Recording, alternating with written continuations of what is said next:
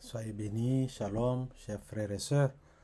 Je vous salue encore tous au nom de Jésus-Christ de Nazareth. Nous allons rendre grâce à Dieu avant de commencer la poursuite de notre enseignement. Je te rends grâce, les bons bergers. Je te bénis, Père, pour l'opportunité, l'occasion que tu m'as accordée de partager ta parole avec tes enfants. Accorde-nous ta paix et ta joie. Dirige-nous, cher Saint-Esprit. Ouvre nos yeux de nos cœurs. Enlève toute incrédulité éternelle pour que les gens, Seigneur, te suivent, te comprennent et te servent dans la vérité, dans la sincérité. Au nom puissant de Jésus-Christ, tout plan de l'ennemi contre les enseignements soit brisé au nom puissant de Jésus-Christ de Nazareth. Amen. La fois passée, nous sommes en train d'étudier les armes spirituelles, le sang de Jésus. La fois passée, nous avons parlé sur le sang de l'Alliance. Qu'est-ce que le sang de l'Alliance faisait? Nous avons vu déjà cela. Il faut voir dans nos précédentes, la vidéo passée. Et vous allez voir tous ces enseignements qui se trouvent. Le 8e point, aujourd'hui nous allons voir le sang de Jésus, c'est le sang qui parle mieux que celui d'Abel. Le sang de Jésus parle mieux que le sang d'Abel. Ça dit, Hébreux chapitre 12, verset 24.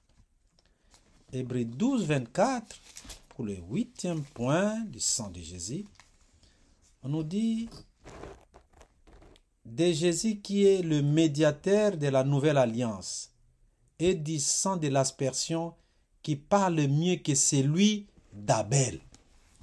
Le sang de Jésus parle mieux que le sang d'Abel. Qu'est-ce que le sang d'Abel avait dit? Nous allons en Genèse chapitre 4, versets 9 à 12. Nous lisons au nom de Jésus-Christ. L'Éternel dit à Caïn, « Où est ton frère Abel ?» Il y répondit, « Je ne sais pas. Je ne suis pas le gardien de mon frère. Et suis-je le gardien de mon frère ?» Et Dieu dit, « Qu'as-tu fait? La voix du sang de ton frère crie de la terre jusqu'à moi. » Voilà. Ce que nous avons vu dans Hébreux 12, 24, Dieu a dit à Caïn que la voix du sang de ton frère crie de la terre jusqu'à moi, jusqu'au ciel où moi je me trouve. Maintenant, tu seras maudit de la terre qui a ouvert sa bouche pour recevoir de ta main le sang de ton frère. Quand tu cultiveras le sol, il te donnera plus la richesse. Tu seras errant et vagabond sur la terre. Voilà. Mais on dit que le sang de Jésus crie mieux que le sang d'Abel. Le sang d'Abel a crié. Il a crié quoi? Il a crié vengeance. Le sang d'Abel a crié vengeance. Donc, quand tu invoques le sang de Jésus, partout où on a lié ta vie, où on a répandu ton sang, parce que tu es en alliance avec Dieu à travers son sang, eh bien, comprends très bien que quand tu invoques le sang de Jésus, tu dis, j'invoque le sang de Jésus qui crée mieux que le sang d'Abel. Il faudrait, qu'est-ce qui va arriver dans le monde spirituel? Ça dit, la sentence que Dieu a donnée à Caïn, dit, maintenant, tu seras maudit de la terre qui a ouvert sa bouche pour recevoir de ta main le sang de ton frère. Tout celui qui a pris ta vie, tout celui qui a touché à ta vie. J'ai dit dans les précédentes émissions, j'ai parlé, l'argent de quelqu'un, c'est son sang. Parce que bibliquement, il est connu. Il s'est dit que l'homme mangera la sueur de son front. On dit l'argent que tu as là, même si tu n'as pas sué, tu as transpiré, tu as sué pour l'avoir. Et si tu n'as pas de sang, tu ne peux pas suer. Tu as envie. Donc l'argent représente aussi ton sang. Les enfants, n'en parlons pas. Ça fait partie de ton sang. Et si ils ont touché à ton sang, c'est réellement ton sang qui a été touché. Partout, on a lié ta vie. On a lié ta richesse. On a répandu, on a bloqué. On dit que la terre n'a pas été maudite pour tout le monde. La terre a été maudite seulement pour Caïn. On dit, même si tu cultivais, la terre, le sol ne te donnera plus rien. Donc, quand tu invoques le sang de Jésus dans ta vie, partout on a lié ta vie. On a répandu ton sang. On a bloqué tes enfants. Eh bien, ces lieux-là seront maudits. Toute personne qui a touché à ta vie, qui a bloqué ta vie, qui utilise ton intelligence, eh bien, ça ne produira plus. Partout il ira sur la terre, ça n'aura rien produit. Parce que pour Caïn, on dit que la terre sur laquelle tu marches ne te donnera plus rien. Quoi que tu cultives, le sol ne te donnera plus rien. Donc, il faut invoquer le sang de Jésus dans ta vie, afin que partout où ton sang, tes enfants, tes biens, ta richesse a été bloquée, eh bien, la personne est sous la malédiction directement. Parce que rien ne se produira encore dans sa vie. Il va essayer de fournir des efforts. Ces efforts ne donneront plus rien. Parce que quand tu cultives, ça dit que tu vas fournir des efforts. Tu vas faire les affaires, ça ne marchera plus. Un des éléments que nous voyons que la personne est délivrée, c'est quand vous trouvez quelqu'un qui a été lié dans sa vie, il a été bloqué, à moins que les gens de ta famille, ils ne se sont pas enrichis sur ton dos. Mais c'est sur ta richesse ils se sont enrichis, eh bien, ça va changer de camp. Et ils deviendront pauvres, et toi, tu vas devenir riche. Donc, tu dois invoquer le sang de Jésus, afin que partout où ta vie a été liée, a été répandue, ton sang a été répandu innocemment, que ça ne leur produise plus rien. Que ça ne leur produise plus absolument rien. Tout ce qu'ils feront ne doit pas réussir. C'est ça. Donc, en invoquant le sang de Jésus qui crie mieux que le sang d'Abel, dans ta vie, sache très bien que tu es en train de dire, dans le monde spirituel, que tout celui qui a touché à ton sang, il a touché à tes enfants, il a touché à tes biens, eh bien, la terre ne produira plus rien pour eux.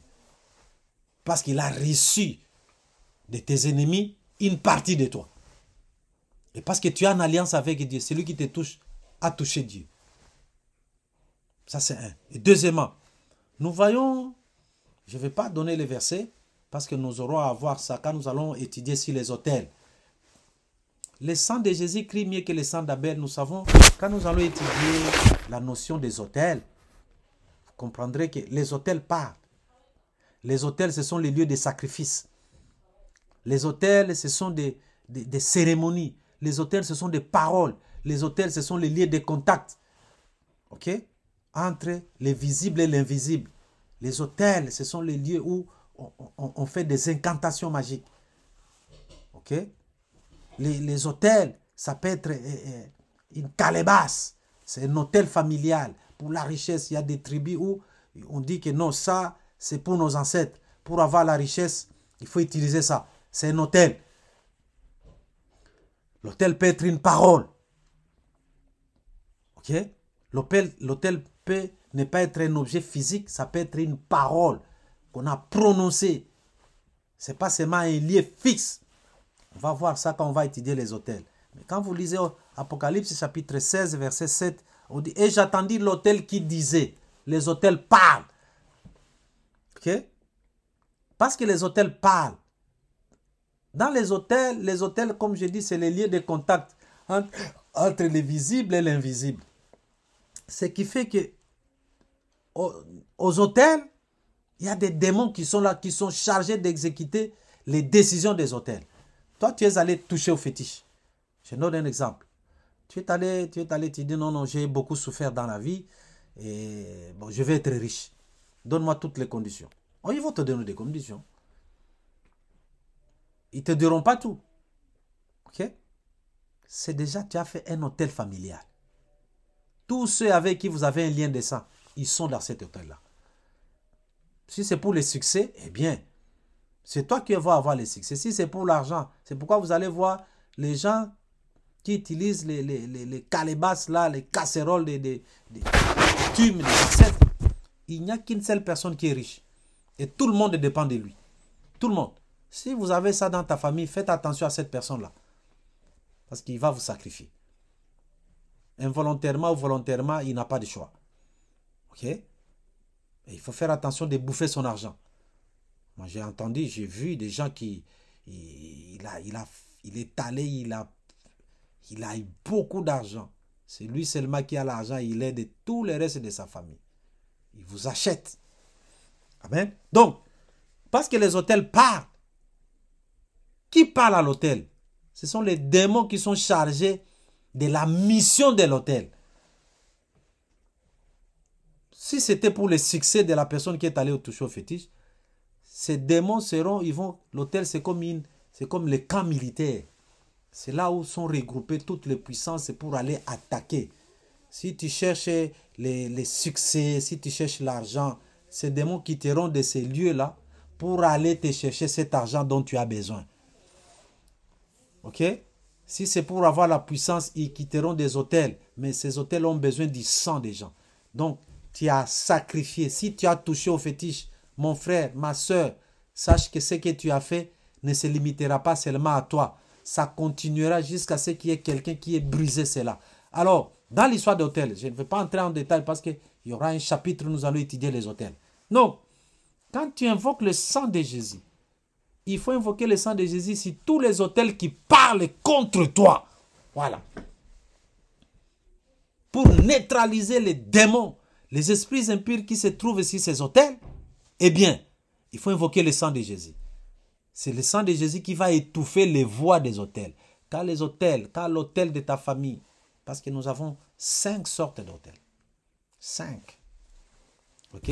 Et ça se trouve en 4 lieux différents. 5 sortes d'hôtels. Pas 5 sortes d'hôtels. Il y a 5. Ok? Qui affectent ta vie. 5. Je ne parle pas des hôtels de reconnaissance. Non. Les hôtels familiaux là. Il y en a 5. Et ça se trouve à 4 endroits. Quand nous allons voir l'enseignement sur l'hôtel, vous allez comprendre de quoi je parle. Alors, ces hôtels qui parlent contre votre vie, ils réclament votre sang. Les hôtels réclament la vie, ils réclament le sang. Les hôtels, ils ont des sacrifices périodiques. Ils savent que bon, nous sommes à la fin de l'année. Ok, il reste 3-4 jours pour que l'année se termine. On rappelle à celui qui est allé toucher au fétiche et dit, hey, monsieur, on s'est attendu que chaque année, tu dois sacrifier 10 personnes. Mais jusque-là, tu ne nous as donné que 4. Il reste 6. Les hôtels parlent. Qui parle à l'hôtel? Les démons. Maintenant, pour étouffer ces voix des hôtels, pour qu'ils ne puissent pas réclamer, pour qu'ils ne disent rien, pour anéantir la puissance de l'hôtel, de ta famille, qu'il y ait seulement une seule personne qui a l'argent et tout le reste, vous êtes des pauvres. Si c'est ton cas, commence à invoquer le sang de Jésus sur les hôtels de ta famille ou des églises dans lesquelles tu es entré. Il y a des gens qui ont quitté des églises, mais les pasteurs les considèrent comme les membres de leurs églises. Tu t'es soumis à cette église, sache que tu es encore membre de cette église. Les sacrifices de ces faux pasteurs-là, tu fais partie. Ok? Parce que nous sommes en train de parler des hôtels. J'ai dit qu'on devait en parler, mais il faut que j'introduise un peu là, pour comprendre dans quel contexte. Il faut invoquer le sang de Jésus. C'est tout hôtel qui parle contre toi. L'hôtel réclame ton mariage, réclame ta vie, réclame tes enfants, réclame ton travail, réclame ton mariage. Vous souffrez dans la vie, pourquoi? C'est parce que les hôtels réclament. Tout est bloqué. Et il n'y a qu'une seule personne qui a réussi. Je ne dis pas que toute personne qui a réussi dans la vie, là, il a des fétiches. Il y a déjà que les gens... Il y a des Joseph. Dans chaque famille, il y a des Joseph. Il y en a. Mais beaucoup, ils vont toucher aux choses pas trop bonnes. Il faut invoquer le sang de Jésus pour étouffer les voix des hôtels. Voilà comment il faut faire. Il dit, j'invoque le sang de Jésus pour étouffer toute voix des hôtels. Parce que là où il y a le sang de Jésus, les sorciers, les démons sont neutralisés. Voilà. Ça, c'est les 8e point. L'autel, le sang de Jésus, le sang de l'alliance, c'est le sang qui parle plus mieux que le sang d'Abel. Parce que vous êtes en alliance. Le sang de Jésus devient ton sang. Et pas ça devient ton sang. C'est sang-là que tu vas invoquer sur les autels familiaux, les autels de sacrifice ou les autels de réclamation. On va étudier tout ça. Fera quoi? Sera neutralisé. C'est-à-dire tous les démons qui se trouvent dans les autels-là seront neutralisés. Amen. Et le 9e point, à ce qui concerne le sang de Jésus, nous disons que le sang de Jésus nous rachète, le sang nous rachète de la vaine manière que nous avons hérité de nos pères. 1 Pierre chapitre 1, versets 18 à 19. 1 Pierre chapitre 1, versets 18 et 19. On nous dit ceci. Ça, c'est le 9e point. On nous dit 1 Pierre 1, 18, 19. Sachant que ce n'est pas par des choses périssables, par de l'argent ou de l'or, que vous avez été rachetés de la vaine manière de vivre que vous avez hérité de vos pères, mais c'est par le sang précieux de Jésus-Christ, c'est comme d'un agneau sans défaut et sans tache. Ok. Ici, qu'est-ce que je vais dire? L'historique de quelqu'un est dans son sang, spirituellement. Même quand tu es malade, on va te tirer un peu le sang pour voir qu'est-ce qui ne va pas dans ton corps. Le sang de quelqu'un, c'est sa vie. Si on te vide de sang, tu es mort. Le sang, c'est la vie. On dit que l'âme de la chair est dans le sang, c'est ce que la Bible dit. Et nous avons hérité. Nous avons hérité les traits de caractère de nos pères à travers le sang. Côté de nos pères et de nos mères. Côté de nos pères, côté de nos ancêtres, nous avons hérité de leurs traits de caractère. Si tu vas dans mon village, tu vas trouver des gens qui me ressemblent. Tu peux être n'importe où aux États-Unis, Canada, Europe, là, partout, en Afrique. Mais si tu vas dans ton village, là, tu vas voir, il y a des gens qui vont te ressembler. Et peut-être vous ne vous êtes jamais vus. C'est parce que c'est les liens de sang. Nous n'héritons pas seulement les traits physionomiques. Nous héritons aussi des caractères. Ah, il est comme son grand-père. Et pourtant, tu n'as jamais vu ton grand-père ou ta grand-mère. Ah, la soeur là, le frère là, il ressemble comme une goutte dans l'eau. C'est comme ça que son grand... Les gestes qu'il fait, c'est comme ça que son grand... Tu as hérité ça où? Tu as vu ça où? Ce sont des réflexes qui te sont donnés à travers le sang. Ce que l'autre faisait, c'est ce que toi tu fais.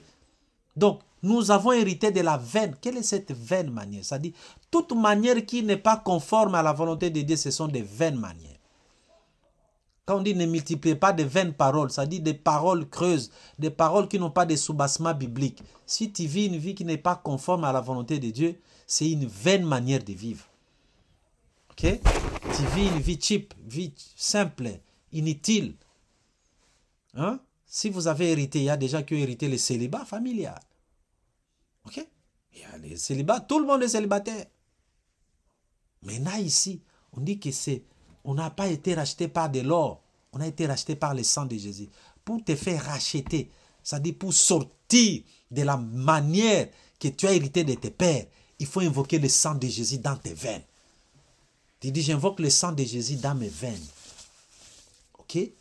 J'invoque le sang de Jésus dans mes veines pour sortir de la façon dont tu as hérité. C'est plus fort que toi, c'est ta nature. Pour sortir de cette nature, il y a des gens, ils sont colériques. Quand tu suis bien, tu vas trouver que, ouais. Ces gens-là, tout le monde est toujours colérique. C'est une vaine manière que tu as hérité de tes pères. Tu es né comme ça. Mais malheureusement, il y a des gens qui disent, ah, lui, il est né comme ça, laissez-le. Mais tu es né comme ça, mais tu ne peux pas rester comme ça. Il faut avancer. Il faut changer. Pourquoi les gens ne changent pas? Beaucoup de gens, ils viennent à l'église, ils étaient impudiques, ils sont restés impudiques parce qu'ils n'ont jamais invoqué le sang de Jésus dans leurs veines pour changer l'ADN spirituel qu'ils ont hérité de leur père. Tu as hérité de la vaine manière. Tu as hérité la faiblesse. Tu as hérité la sorcellerie de tes ancêtres. Tu as hérité la paresse. Tu as hérité la prostitution, le mensonge, la colère. Tu as hérité les sommets spirituels. Tu as hérité beaucoup de choses. Beaucoup de choses nous avons hérité à travers le sang. Tu as un trait de caractère, un défaut de caractère qui est connu de tous. Et toi, tu as hérité de cela. En héritant de cela, si tu n'invoques pas le sang de Jésus pour changer ton ADN spirituel, ça va rester. Tu peux beau prier là, tu peux beau crier, rien ne changera. Pourquoi? Parce que Jésus-Christ nous a rachetés de la vaine manière. À travers son sang, nous avons été rachetés. Tu dis, moi je suis racheté des célibats que j'ai hérité de mes pères. C'est comme ça qu'il faut prier. Nous sommes dans les concrets là. Je ne vais pas entrer dans trop de philosophie. Je n'ai même pas besoin de vous dire comment il faut prier. Vous comprenez déjà, je suis en train de donner des phrases de prière qu'il faut faire. J'invoque le sang de Jésus dans mes veines. Et le sang de Jésus me rachète, me fait sortir des célibats que j'ai hérités de mes pères. De la colère. Nous parlons ça des défauts de caractère. Tu as des défauts que tu es né avec. Tout le monde a des défauts. Il y a des défauts que nous avons hérités. Il y a des défauts que nous avons développés à travers les blessures intérieures. On a déjà étudié les blessures intérieures. Ça aussi, c'est un autre élément. Mais pour faire sortir ces idées-là, il faut invoquer le sang de Jésus dans tes veines. J'invoque le sang de Jésus pour enlever l'héritage malsain que j'ai hérité de mes pères. Les célibats. Beaucoup de gens. Dans ma petite expérience spirituelle, je vous dis, mes frères et sœurs, il n'y a pas quelque chose de plus mauvais que les gens, ils héritent deux grandes mauvaises choses. Deux ou trois d'ailleurs. Il y a d'abord les défauts de caractère. Quand on parle de défauts de caractère, là, ça dit, c'est la colère. Il y a des gens qui ne mangent pas avec les autres. Même s'il en a beaucoup, il ne peut pas te donner. C'est comme une maladie. Il ne peut pas donner. Quand il te donne, ça dit, il est vraiment rassasié et il est sûr que ça fera 365 jours qu'il n'en manquera pas. Il y a déjà même un habit, il ne peut pas te donner, même s'il ne porte pas ça. Son plaisir, c'est de voir ces habits-là. Hey, mais c'est quoi ça? Hein? Un défaut de caractère. Il y a des gens colériques. Nous appelons ça défaut de caractère. Il y a des gens haineux. Ce n'est pas parce que tu as souffert dans la vie que tout le monde doit souffrir. Mais non. Il y a des gens qui ont souffert plus que toi. Mais parce qu'il n'a pas hérité cela. Parce que l'homme a toujours des problèmes de inné et de l'acquis. Mais ce qui est plus dangereux, c'est inné. Parce que l'acquis, tu peux le changer. Si tu changes l'environnement, l'acquis peut partir. Et tu peux travailler sur parce que tu es conscient. Il y a des gens qui ont vécu dans des milieux où la prostitution battait son plein, mais ils ne se sont jamais prostitués. Filles comme garçons. Il a fait un peu quelques aventures, mais dès qu'il a quitté les milieux, il a laissé. Mais l'inné, tu es né avec. Oh, partout tu iras. Et ça, c'est les liens de sang. Pour briser les liens de sang, il faut invoquer le sang de Jésus. Dans tes veines. C'est important. Tu dois le faire. Amen. Donc, invoquer le sang de Jésus pour détruire le sang de la sorcellerie. D'abord, il y a les défauts de caractère que j'ai parlé. Des défauts de caractère. Il y a des défauts là que toi tu trouves c'est normal. Les gens disent c'est pas bon, mais toi tu dis, ah moi je suis né comme ça. Mais tu es né comme ça, mais tu ne dois pas rester comme ça. Ok? Deuxièmement, il y a la sorcellerie. Qu'on ne vous trompe pas, nous tous, nos familles africaines sont basées sur la sorcellerie. Il faut travailler fort. Toi, tu rêves toujours. Hein, à chaque fois, tu rêves. Tu fais la fête. Et tous les jours, c'est la fête. Mais attention. La répétition des rêves, ça signifie quelque chose qui n'est pas bon. Ce n'est plus rêve. Il y a quelque chose. Ok? Parce que quand on parle de la sorcellerie, il y a des gens qui sont conscients. Il y a des gens qui ne sont pas conscients. Il y a la sorcellerie dans les sangs. Il y a des sorciers engagés. Il y a toutes ces choses-là. On va voir ça. Ok? Mais il y a des gens qui ont la sorcellerie dans les sangs. Il ne se connaît pas. Et parfois, lui-même ne sort pas. Mais il est utilisé. C'est pourquoi tu dors. Parfois, il y a des gens qui dorment. Ils dorment, ils rêvent toujours. Il est tenté de manger. Tous les jours, c'est la fête. Quand tu rêves, chaque fois que tu es en train, tu rêves que tu es en train de manger et de faire la fête, sachez que tu as dans ton sang. Je dis bien. Ce n'est pas que tu as rêvé. Vous savez, si tu as fait un jeûne, Si tu as fait un jeûne là, 2-3 jours, tu n'es pas habitué, à sec. À un moment là, tu peux rêver en train de manger, hein, ça arrive. Tu as trop faim là, tu dors, tu rêves en train de manger, pourtant tu ne manges pas. Je ne parle pas de ça. Mais si tous les jours, 365 jours, tu rêves en train de faire la fête, tous les jours, j'ai dit bien, tous les jours, oh, tu rêves en train de manger tous les jours. Ah non, tu as la sorcellerie inconsciente. D'ailleurs, toi, inconsciente, d'abord c'est la sorcellerie dans le sang. Ok? C'est la sorcellerie dans le sang que tu as. Qu'on ne te trompe pas. Ok? Il faut invoquer le sang de Jésus pour détruire la sorcellerie dans ton sang. Parce que tu as hérité cela. C'est ce que la Bible dit là. Et troisièmement, il y a l'esprit de célibat. Et il y a l'esprit de célibat, ok, et de pauvreté. L'esprit de célibat et de pauvreté vont de pair. Quand vous voyez, j'ai entendu des sœurs, des belles femmes qui disent, ah, je suis femme responsable. Je me prends en charge. Je n'ai pas besoin d'un mari. Tu te trompes. Tu as les liens de célibat. Ok? Toute femme doit avoir besoin d'un homme. Et vice versa. Ok? Et toi, tu dis, ah non, moi, je n'en ai pas. Un homme va faire quoi pour moi? J'ai mon argent. Mais c'est faux. Tu es lié. Tu as les liens de célibat. À moins que Dieu t'a envoyé sur la terre pour dire, ok, toi, tu dois faire les Nazaréens, comme on dit. Tu ne vas pas te marier. Si Dieu t'a dit ça, ok. Mais si ce n'est pas ça, là, toutes les femmes l'ont dit, ah, moi, les mariages, c'est quoi? Je m'assume. Tout le monde s'assume. Hein? S'il y a un bon monsieur qui se présente là, il va t'épouser. Toi, tu vas refuser. Il y a d'autres femmes là qui méprisent même les hommes. Il y a des hommes qui disent, oh, je n'ai pas besoin d'une femme. Oh, comment ça? Oh, tu es malade. Tu ne vois pas que c'est un esprit de célibat. L'esprit de célibat s'exprime de beaucoup de façons. Il y a des gens qui ont l'esprit de célibat. Ils sont mariés, mais c'est comme s'ils n'étaient pas mariés. Ils ne considèrent pas leur conjoint ou leur conjointe. Tu vas voir, tu es là dans les mariages, 5 ans, 10 ans, tu dis, ah, c'est trop. Comment je peux vivre seulement avec un seul partenaire? C'est un esprit de célibat que tu as. Ok? C'est un esprit de célibat. L'esprit de célibat, ce n'est pas seulement vivre seul. Tu peux vivre avec quelqu'un là, marié bonnement, là, tout d'un coup, tu sens que cet homme ne te va plus, cette femme ne te va plus. Tu as l'esprit de célibat. Qu'on ne te trompe pas. Tu dis, oh, je m'assume. Tu ne t'assumes pas. Prie Dieu. Ne te trompe pas. Tu trompes les gens. Okay? Quand tu es seul, là, tu pleures. Ah, Seigneur, pourquoi moi? Hein? Tu pleures, là, quand tu finis, hein, tu es sur les larmes. Ok, quand tu sors, tu dis, oh, je suis femme responsable. Tu n'es pas responsable. Tu es irresponsable. Tu es en train d'abord de mentir.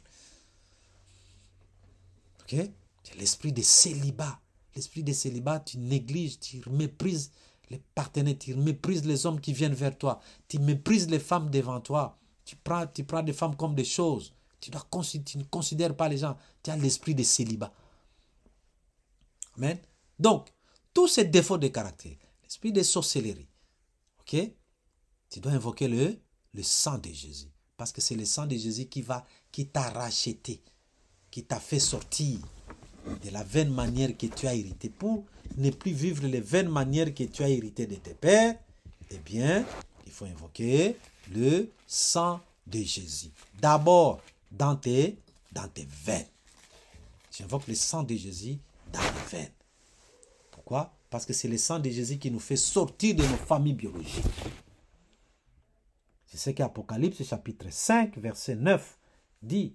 Et il chantait un cantique nouveau en disant, tu es digne de prendre les livres et d'en ouvrir le sceau, car tu as été immolé et tu as racheté pour Dieu par ton sang. Tu as racheté pour Dieu. On a parlé ici. Le sang de Jésus, c'est le sang des rachats. Ça, on a déjà vu. Mais ici, racheter aussi quoi? Tu as racheté pour Dieu par ton sang des hommes de toutes tes tribus. Si biologiquement tu appartiens à telle famille, mais spirituellement non. C'est-à-dire tout ce qui se passe dans l'esprit, spirituellement, dans cette famille-là, tu n'y es plus.